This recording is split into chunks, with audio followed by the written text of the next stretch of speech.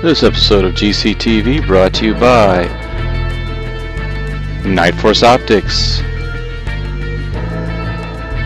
Remington Arms, and Blackhawk Tactical Clothing and Equipment. And we'll be taking a look at three of the lines of the products at Silencerco, and Josh will be taking us through a quick run-through right now. Alright, so for the 9mm, we've chosen the SIG P226. This is threaded in 13.5 by 1 left-handed metric. And for the 40 caliber, we're shooting the USP, the HK USP Tactical in 40 caliber. And sorry, that's threaded 14.5 left hand. And this is the HK USP 45 Tactical threaded in 16 by 1 left-handed metric. Some of you are probably wondering why this silencer is not round. Silencerco decided to go with this shape for a few different reasons. Now, one of the most important attributes to an effective sound suppressor would be the amount of internal volume that you have in the silencer. But on a standard round tube, if you increase the internal volume, that means that you're either increasing the entire the overall diameter or the length. And we wanted to stay within the 8-inch range and not get a really large round cylinder on the end of the gun, so that because it will block the sights. So what we did was, and this is not a new concept, there's been a few other companies that have tried to design a suppressor like this, but they really haven't been effective for a couple of different reasons. And we were able to figure out how to really make the overall package work with mounting to the host weapon and being able to change out the booster assembly to different thread specs, and the overall shape being able to holster. So as you can see, the flat sides, it's kind of a tombstone shape, and excuse me, this is incredibly dirty. This is a working silencer in our range, so it's been shot tens of thousands of rounds, but the shape is like a tombstone, and the bore is actually on the upper half, and so all of the volume sits down below the sights of your host firearm, and that's really important if you want accuracy, obviously. And then the flat walls we designed to mimic, very similar to as you can see, the shape is very similar to the slide of the modern combat handgun, and it's not that much wider, if wider at all. And because of that, it's easy to holster while it's still attached to the firearm. A lot of SWAT teams around the country are using the Osprey right now and training with it. They're using standard leg drop holsters, and they're really having good success with this product. Now we're going to mount this to the HK 45 USP, and this threads on exactly like a standard traditional silencer. You line up the threads if you can, and it threads on just like that. Now, as you can see, the way that it shouldered is not orientated to, so we have designed a cam lever system to where you throw the cam lever system, rotate that into the proper orientation. So as you can see, I pulled that cam lever, now I'm rotating this, and the entire inside of that moves with it. And you look down the line of sight of the gun, make sure it's lined up, put the cam lever back down, and now it's ready to go.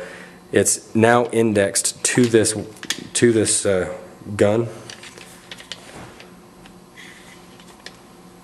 So the only reason that you would have to throw that cam lever again is to change it to a different host weapon, or to after you take it apart for cleaning. Alright, so we're about to shoot the 45 Osprey right now, and something to note is that this is not Hollywood quiet. It is a huge bullet, big bore, and but something to note here is that we, Silencerco, have we were one of the first people to ever release a 45 caliber suppressor that is hearing safe, which is under 140 decibels all the time while shot dry, or meaning without putting water or grease inside the suppressor while you shoot it. Now, can you imagine the ease of maintenance?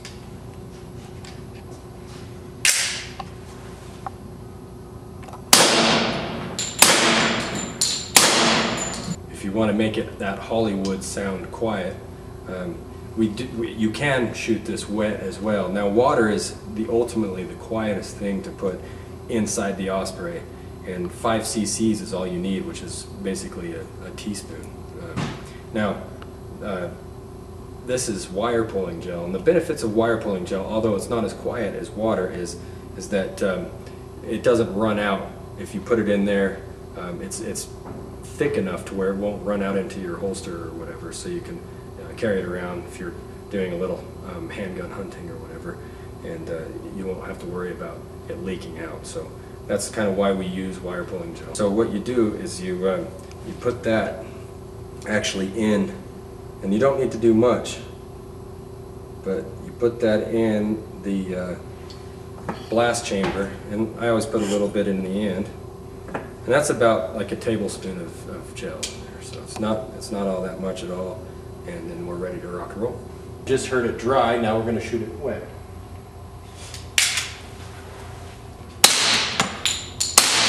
You've heard it dry, you've heard it wet. Let's remind you how loud this is in real life with no silencer.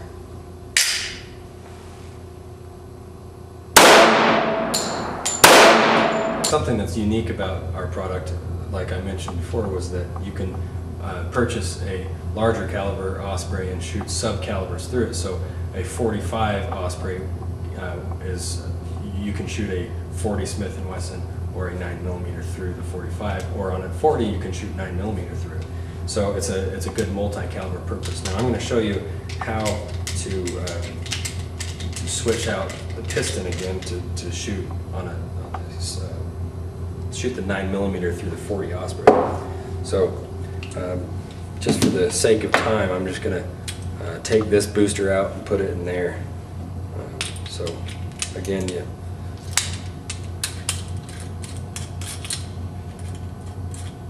take the booster assembly out like that. Same thing on the 40. Release the cam lever.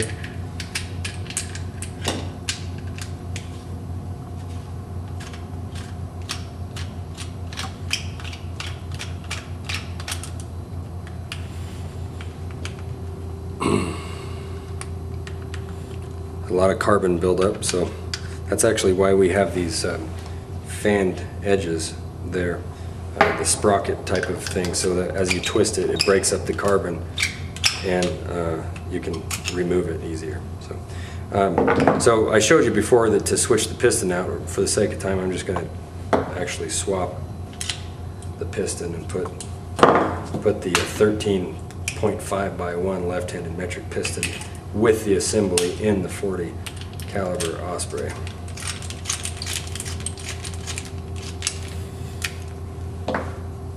Now that's done. All we have to do now is screw that 40 Osprey onto the muzzle and then index it.